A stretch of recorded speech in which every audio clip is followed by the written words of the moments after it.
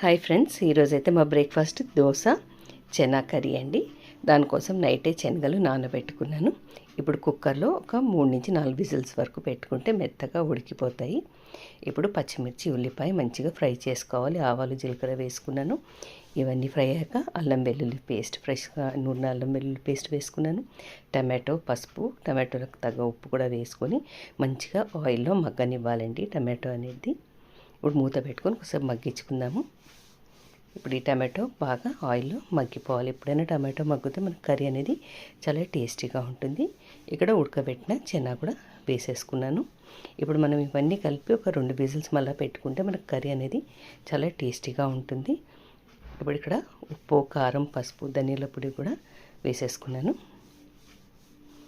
ఇప్పుడు మూత పెట్టుకొని ఒక 2 విజిల్స్ పెట్టుకుంటే ఇలా మనకు థిక్ గ్రేవీగా అవుతుంది. ఒకవేళ మీకు వాటరీగా అనిపిస్తే కొంచెం శనగపిండి యాడ్ చేసుకుంటే మంచి కన్సిస్టెన్సీ వస్తుంది. ఇక్కడ దోశ కూడా ప్రిపేర్ చేసేసుకున్నాను. ఇక్కడ కర్రీ కూడా రెడీ అయిపోయింది. ఇదండి మా బ్రేక్ఫాస్ట్ ఈరోజు. మీకు ఈ రెసిపీ నచ్చినట్టయితే తప్పకుండా లైక్ చేయండి. Thank you so much for watching my videos. Thank you.